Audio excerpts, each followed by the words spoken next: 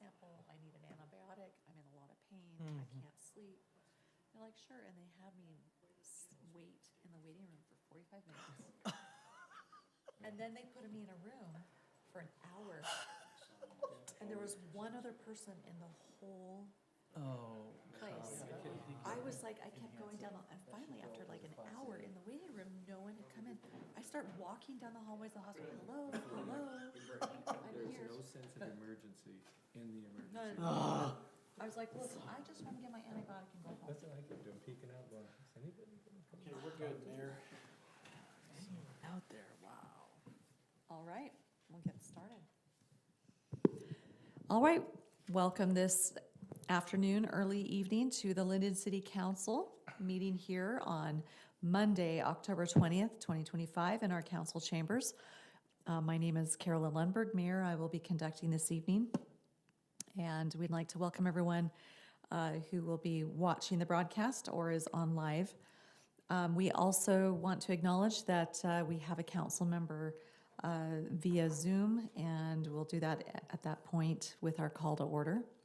We will first begin with an invocation by Councilmember Cole Hooley, followed by a Pledge of Allegiance, led by Councilmember Steve Stewart. Heavenly Father, we love Thee and we're grateful for Thy patience and generosity, and ask for Thy help as we discuss various items of the city, that we can be granted wisdom to make the optimal decisions. And we say these things in the name of Jesus Christ. Amen. Amen. Please stand and face the flag. Repeat the pledge with me. I pledge allegiance to the flag of the United States of America and to the republic for which it stands, one nation under God, indivisible, with liberty and justice for all. Thank you very much, gentlemen. We will now start with item number 1 on the agenda, which is our roll call. And I'll start here on my left. Cole Hooley, present. Carolyn Lundberg, present. Steve Stewart, present. And online. Lincoln Jacobs, present. Wonderful. We have a quorum this evening. We'd like to acknowledge Councilmember Hoyt and Councilmember Broderick are absent. And we will now move on to item number 2, presentations and announcements. Anything, gentlemen?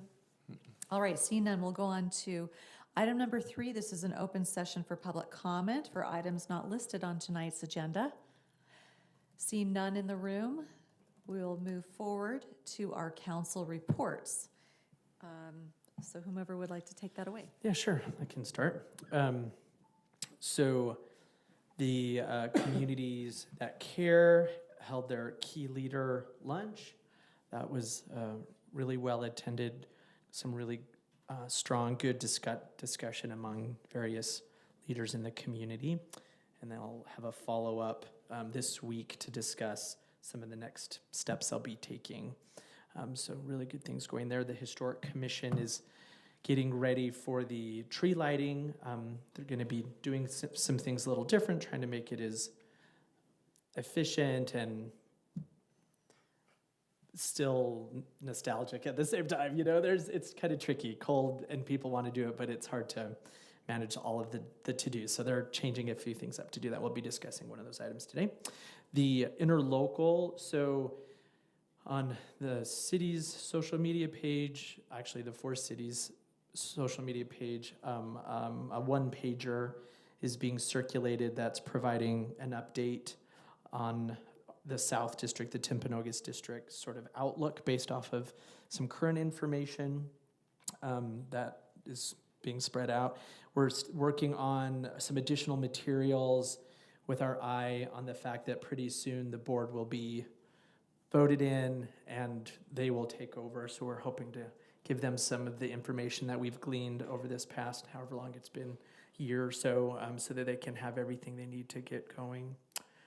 And the tree board is meeting soon to discuss the city's tree policies. There's some questions that have come up about those, so that's what I got. All right, thank you so much. Mayor, I'd first like to just give a shout out to Jamie Jensen, who has oversight of our senior program. She does such a great job there and so many great activities for our seniors.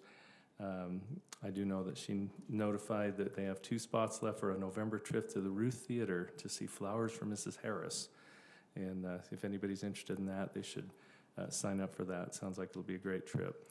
Also, our youth council met last week, and we had a swearing in for our youth council officers, and then had a grand discussion about the spooktacular that's coming up this Friday, and we hope that everybody will be able to attend that. They will be monitoring the path that leads from the upper area down to the trunk or treat area, and they're very excited about that opportunity. And also, there's going to be a food drive associated with that, so as people come, if they bring some canned food and that kind of thing at the top near the pool entry, they'll be receiving that and spending the evening with them.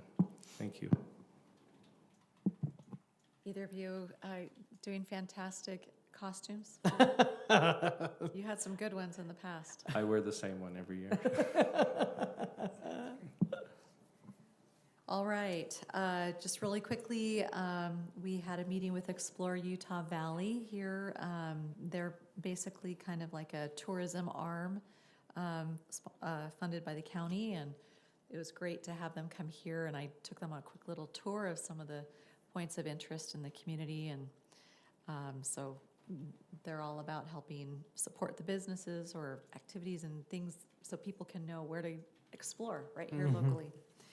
And then we had a farewell for our emergency management coordinator, Kelly Johnson. Farewell to her after many years of good service and bringing a lot of fantastic structure and liaisons and preparedness for the city. So I'm sure the chief might have a quick little update on how we're going to kind of fill that role and maybe change and tweak it a little bit. Chief, would you like to illuminate? Yeah, we're down to the final interview process. We're extending an offer. Should be tomorrow. See if that's accepted and we'll go forward. But several candidates with great experience, with actual field experience. So I think we're in good hands. Awesome, thank you. Anything else that you'd like to report? I know Jake is usually the liaison over public safety. We could talk about the donation to the county homeless shelter. Yeah, I submitted an email to Adam and Jake, and he can forward that to you. But yeah, several great arrests over the last 2 weeks. Our officers have been doing phenomenal. We got a DUI Saturday that was quite high, .218.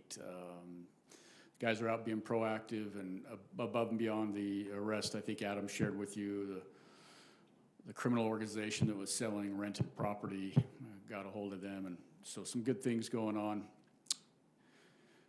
in the community. But he'll forward that information out to give you some more feedback on that. Wonderful, thank you so much. I attended the Utah League of Cities and Towns annual convention a couple of weeks ago in Salt Lake City. Always great information, always great training and collaboration with our other cities there.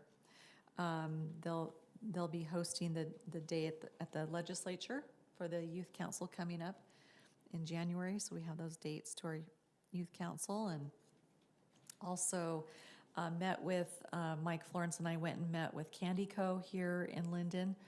They are a extremely successful, very large chocolate candy manufacturer, and typically they will manufacture for other brands. So like Costco Kirkland brands, the Utah Truffles is kind of their brand.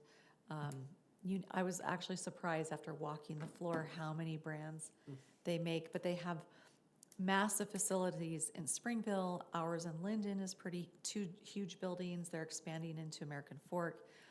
They had a primary concern over the exit there, the Pleasant Grove Lindon exits. It's a similar concern that many of those businesses have had, wanting to get that signalized. There's a lot of stacking of vehicles and accidents that they see So we just kind of updated them on how we've been working on trying to, with UDOT and the land swaps and everything there. And it was great because Mayor Frost was there as well. And from what I understand, Lindon has really kind of gotten our ducks in a row for that signal to be teed up and ready to go with UDOT, and it's been more the American Fork side and moving some power poles, but also they have some water issues, he said. So it's really great to have American Fork in the room, and so hopefully we can get some more collaboration there on, and that signalized. I know you might hear from other businesses over there that have that same concern, so trying to move that forward. All right, we will now, Councilman Jacobs, do you have anything to report? Thanks, Steve, for mentioning this spooktacular. I don't have anything other than that. All right. And then our administrator's report. I don't have anything other than what's on your staff report there, so. All right, sounds great. We will now move forward to item number 8, as we do not have any, item number 6, approval of the minutes. And this is for our city council meeting from September 16th, 2025. If you have had a moment to review, please suggest any changes or adjustments to our recorder now, or I would entertain a motion to approve. Mayor, I move to approve the minutes from our meeting Tuesday, September 16th. Second. All right, we have a motion by Councilmember Stewart, seconded by Councilmember Hooley. All in favor? Aye. I, Thank you. Okay, that is unanimous. All right, we will move on to item number 8, as we have no consent agenda items this evening. This is a review and action regarding our vehicle lease for our police department. So I'll turn the time over to our staff to present. So included in this, this has been pretty standard for us for the last 15 or so years, maybe 18 years. Every 2 years, typically, we've renewed the lease on our police vehicles. Zion's Bank has been great to work with, and facilitates the financing aspect of this lease, and then works with the dealership and with the chief to get those ducks in a row for that. So what we have before you, there's a resolution that outlines that basically the city council agrees to the purchase and lease agreement. And then there's the actual terms and conditions that are included there as part of this equipment lease. The total amount on this is listed as $1,033,817.15. Keep in mind that for our accounting, once we assume the aspect of the lease, for accounting purposes, we assume that entire obligation. However, we are only paying on that for 2 years, and so we're not paying $1 million worth. What we're out of pocket is just the lease payment, and so for those 2 years.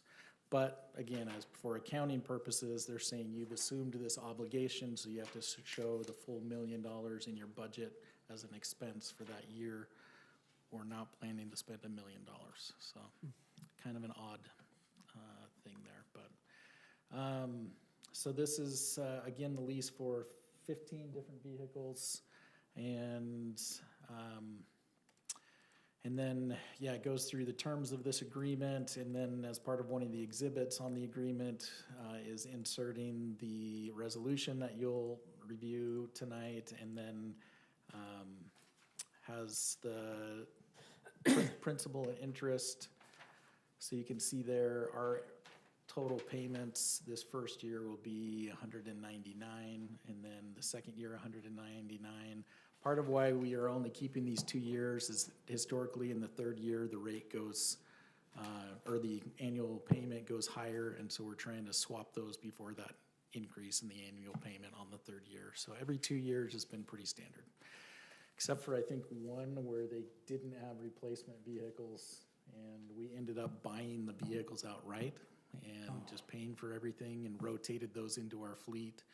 And this year got rid of a bunch of those. And so, anything additional? We've already started receiving some of these on the swap out. Any additional questions or comments?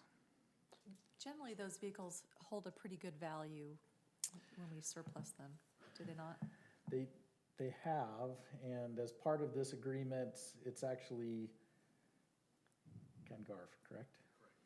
Ken Garf has been the purchaser to buy those back from us, and so other than this odd year, it was during COVID basically is when we ended up having to buy, or a year or two after COVID, that we had to buy a bunch of those, but we've sold them for good amounts. They usually have low miles, but higher runtime, so the engine runtime is longer, a lot of idling, but Just to add on that, so the guaranteed buyback is, I believe, about 47,000 after the 2 years. I think the purchase price was 62, 63, somewhere right in there. One of the other reasons we do that is we look for that other than the lowered interest rates after the second year, third year would go higher. We don't have the maintenance really abilities to take care of things, so this lease works really well in that aspect. Is we're kind of updating and avoiding some of the maintenance and costs that go on after a couple years of the vehicles getting worn out. All right, council, any further questions or discussion?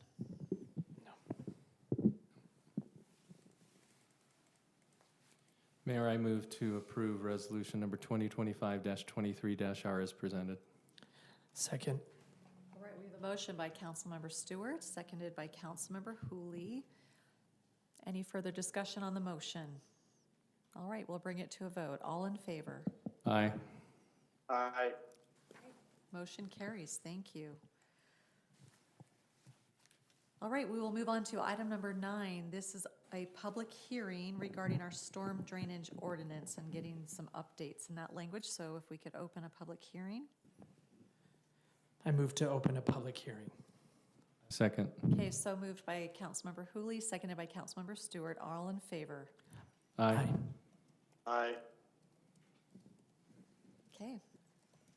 so this item, Brian's been working with Juan to update this ordinance. These were requirements that were required by the state of Utah. And maybe Brian, I'll have you jump in. Yeah, it's really just a housekeeping matter. There's three main things that change in this, and this is compelled by the state legislature. They've changed the state code. Number one, our main mechanism of enforcement used to be stop work orders. If someone was not complying with their permits, we would just go in and shut their work down. That was causing lots of problems in other parts of the state.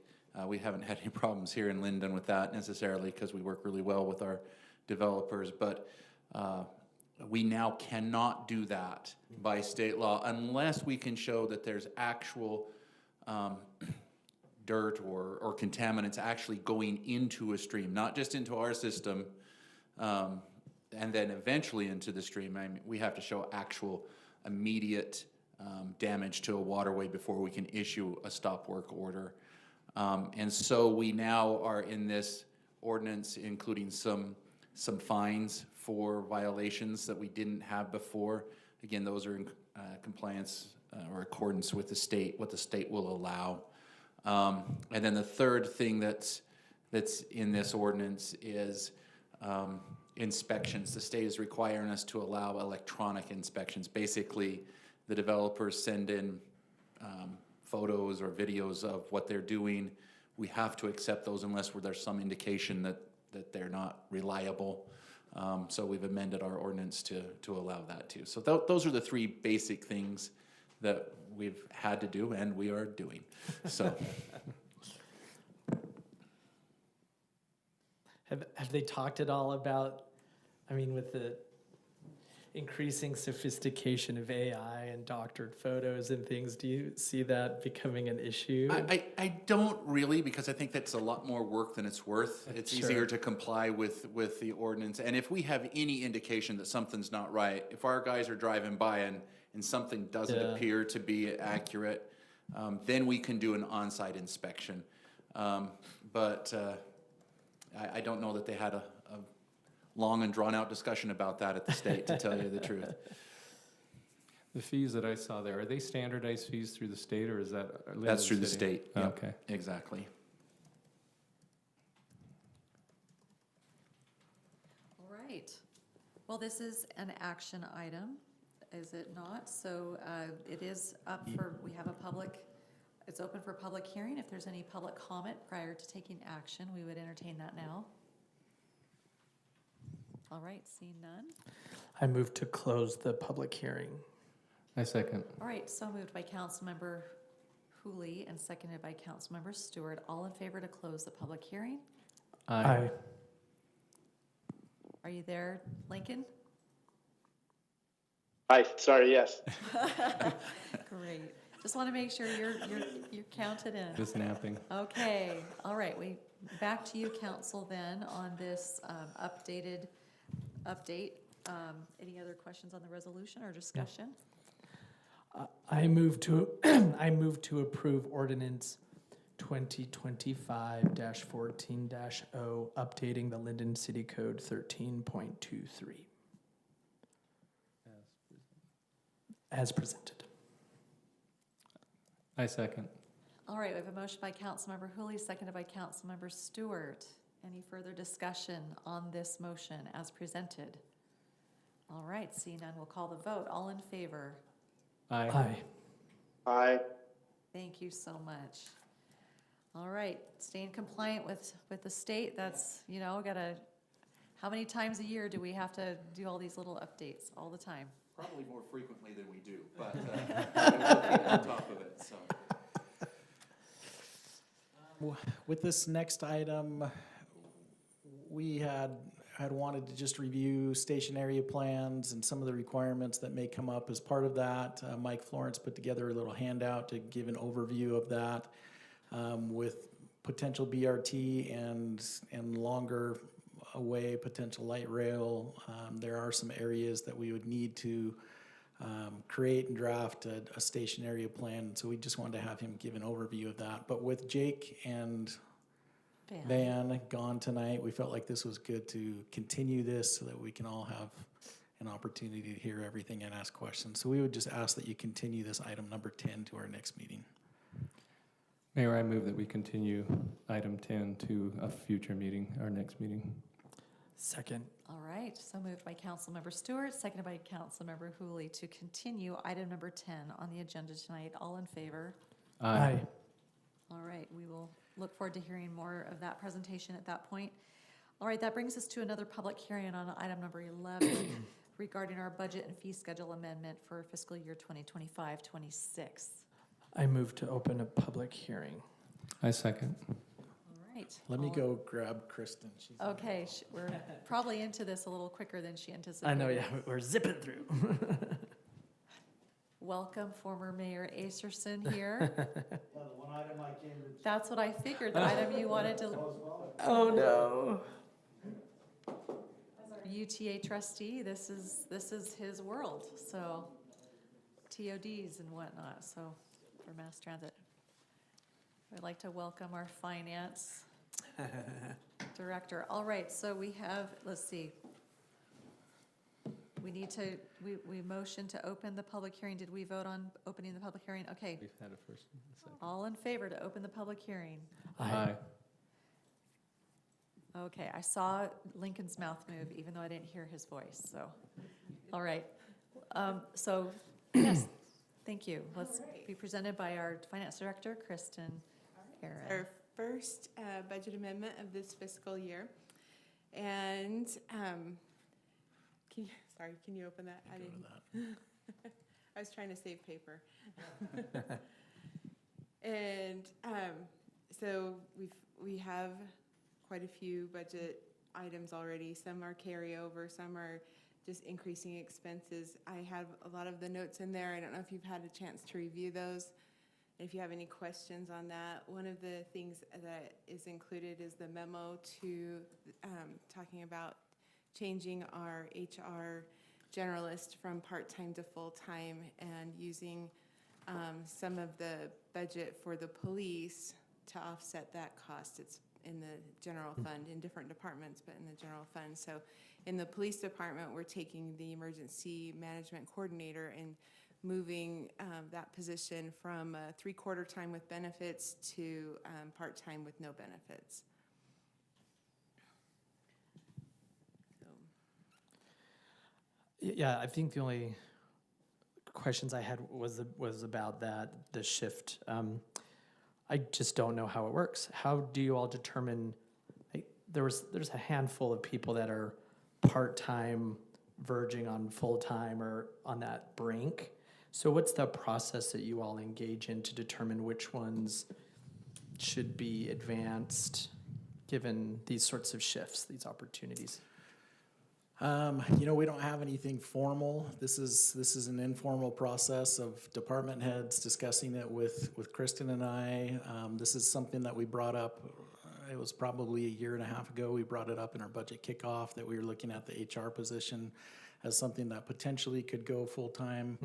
And opted to only put it at part-time to try that out and see how it goes. We have a significant amount of workload in that position, onboarding and offboarding, particularly for the seasonal employees. And so in the spring and then in the fall, when you're hiring or terminating and doing all that paperwork we're pushing 240 people as we bring on for the pool particularly. And so there's some really significant annually recurring workloads that happen during those months. As we've had Tanya working on our benefit renewals this year, that's been something that in the past it's been our treasurer, and we've moved that duty to this position. And it's expanded, and so she's taken on more of our workload, doing more things. I've offloaded some things that I had been doing, and so if that helps. Yeah. So it sounds like department heads have all had an opportunity to speak up if they had a part-timer that they wanted to have advanced. Right. And you all came to a conclusion that of the options you had, that this would be a good use of those resources. Yes. And I think something that I've observed as well, Cole, and this is a great question, because we always want to be careful about how big are we ballooning local government, right? And the long-term liabilities. But sometimes I've seen some departments will hire someone part-time to see if they're a culture fit, to see their work ethic, to see what they contribute. And if it's a really valuable person, that's a valuable member of the team, and they say, hey, I want to do more, I'm ready to work full-time, or we may lose them, and we can fairly utilize them. We don't just do it just because. Yeah. But like Adam's saying, there's legitimate workload that they can absorb. Sometimes people are started out in that way and then expanded. And in this situation, what the chief explained was, Kelly Johnson was one of those people. She came on, it was just a very, very part-time, but she really developed that role into something really robust, and she was so talented. We didn't want to lose her. But now that she's kind of established a lot of systems in place, that someone can walk in, and she built such a great structure for us, we can probably ease off a little bit someone who's, paid for that to that level, and transition those resources around. So that's, again, I think the proposal here is really not creating new expenses. It's shifting as needed from time to time. So you answered my question. So Kelly's position initially was part-time. Then it moved up, and now we're just really backing up to where we were then. It went up to a 3/4 time, but at that level, we're having to pay all of the state benefits and health benefits, and so it's quite a big jump just at that 3/4 level. Got it. Okay. So this is a little bit more for the full-time, but it's definitely something we can absorb, and so within our current budget. Thank you. In the future, it is kind of back to Cole's question. It is very common that our part-time positions, a lot of people want benefits. They want paid time off. They want those types of benefits. And most of our positions are not ones now that I would see going to a full-time position if they're currently part-time. And so those are things that we're keeping an eye on and engaging workload. For some of our part-time positions, if it's a front desk clerk or something of that nature, we can literally hire 3 20-hour-a-week people for the same price as one full-time person.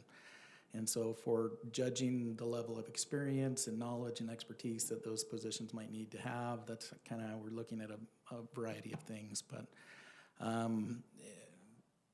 looking forward in the future, the only thing that I can see that we'll likely have as far as position changes in the next year or two is probably police.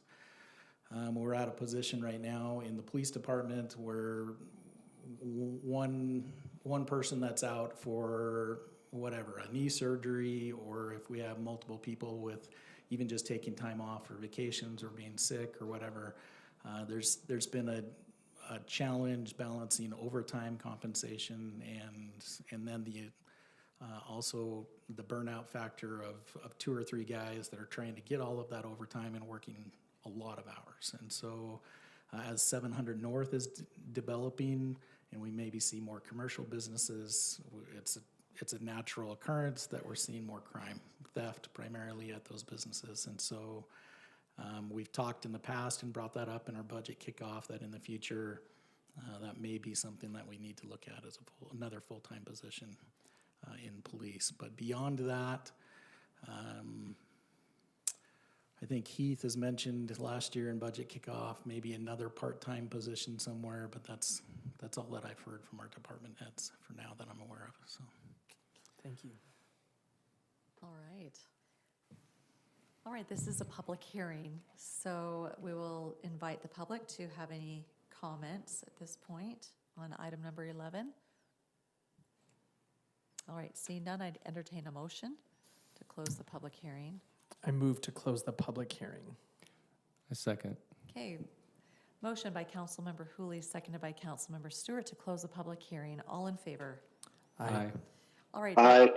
Thank you. Back to you, council, on this budget amendment. And anything else that we need to cover in the fee schedule? Did I jump? There wasn't anything in the fee That schedule. covered everything? sorry, it's just for clarification in the minutes, we advertised for a fee schedule and there was some discussion from one of our department heads that may need to come up and he didn't get some stuff to us in time. And Okay, so we're so it's just the budget just the amendment? budget amendment. Yeah. Okay, very good. All right, we're ready for a motion. Mayor, I move to approve resolution number 2025-24-R, amending the fiscal year 2025-26 Lindon City budget as presented. Second. All right, we have a motion by Councilmember Stewart, seconded by Councilmember Hooley. All in favor? Aye. Aye. Thank you so much. Now for item number 12, this was also, Can I just bring up one more thing? Yes, Sorry. absolutely. Just a heads up on some things coming down great. the road for us. Well, number 5. Well, number 5, I've had a lot of things in my head since we talked about that. So I was like, what? So, well, number 5, we have some bids coming in, and it's the engineering estimate, sorry, is for finishing up the piping, and the well house is higher than we thought it would be. But how we want to do that is put it out to bid, and with the understanding that the bids would need to be held, the pricing would need to be held for like 90 days. So that we can, once we get those, if we decide to proceed and go through the funding process, because we'll have to get some funding bonds to finance that. So just depending on how that process goes, then we can award or act on that bid. So just want to let you know. Yeah, just a little bit more information just to kind of give you a visual on this. So our well was drilled right here in the corner of the future cemetery. Lincoln, can you see that screen, the map? Yes, I can see. Okay. So the well drilling is completed and we're into that about 1.8 million on just drilling and getting all the casing and everything there. The next part would be actually building the well house itself and doing just some of the flat work around it, and then all of the pumps and mechanical equipment, the electrical upgrades. One of the more significant costs that weren't fully flushed out, we thought we would be able to connect into a main on Main Street and connect between Main and 200 East. That line would need to be upsized, that then this could pump into a big enough pipe to handle the new flows coming into it. After the engineers have run some calculations, the well, thankfully, is producing enough water, big enough amount, per gallons per minute, that we need a larger line to that, and that would actually be clear down on Locust. And so what we anticipate as part of this would be bidding out the project for the pump, all the electrical, the mechanical equipment, the building, and then it would be a new line connecting from 200 East down to Locust. And so that's a big cost. This is estimates right now are in the $6 million range for that. They had a 30, I think it was a 25 or 30% contingency. Thank you, Jeff. The cover our butt fee, that's what was coming to my mind, or amount. And so it's a really high contingency amount. I think the engineers are nervous with the tariffs and some of the numbers that they've seen in more recent bids. And so, again, as Kristen mentioned, our thought now is let's bid it out, see what kind of actual numbers we get for a project, and then evaluate it. If we feel good about that, we'd bring that to the council, and then we'd go 90 days to finalize bonds and make sure that we're comfortable with the prices that we would get on interest rates, and then go from there. So, Okay, great information. Yeah, great update. thank you, Kristen. Thank you so much. All right, for item number 12, this was also recommended that we continue so that we can have this discussion item regarding the draft employee policies and procedures when more of our council members can be in attendance. That we continue item 12 to a future meeting. I second. Okay, thank you so much. Motion by Councilmember Stewart, seconded by Councilmember Hooley. All in favor to continue item number 12? Aye. Okay, that is unanimous.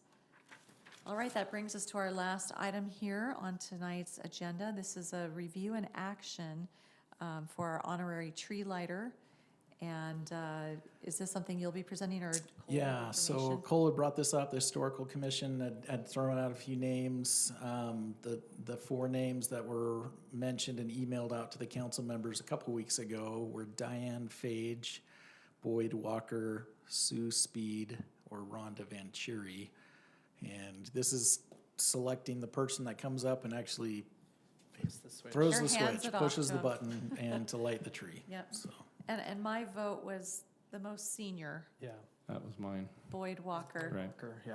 And then just have a contingency, depending on health or ability to be there potentially, so.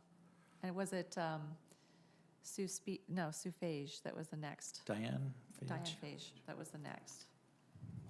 Anyway, what are your thoughts? I move to recommend Boyd Walker as the honorary tree lighter for the 2025 tree lighting ceremony with Diane Fage as a secondary.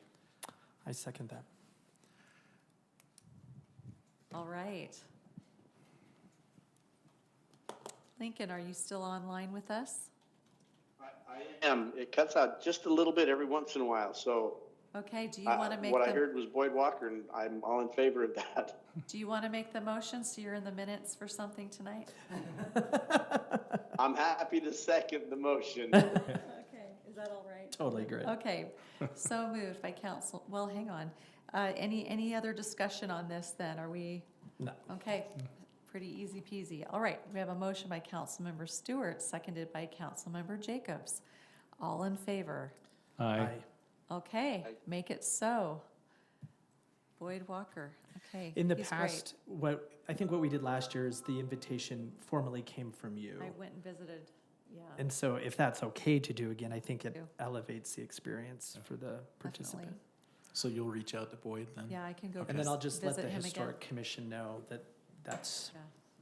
who they Thank can you. coordinate with. And I know last time I went and I took copious notes on her to say a few things, and then Brett Swalberg went and did a fantastic write-up on her too. Yes. So he is awesome on the historic committee, really a go-getter. Really appreciate all of them. Yeah, they're awesome. So, yeah, Boyd, man, he's a legend in Lindon, right? That'll be awesome. Okay, I would entertain a motion to adjourn. Adjourn. Okay, so moved, all in favor? Aye. Okay. Aye. that is- Thank you. I think that's almost a record. 45, ooh, Thank you, Adam, for setting up the Teams link. Appreciate it. I'm glad you joined us. So we yeah, could that was a have a- 44-minute council meeting. That's, At least a partial meeting. and we started Push the late. continued technically. items for later. Thanks, Lincoln. Thanks, everybody. Have a great rest of the fall break.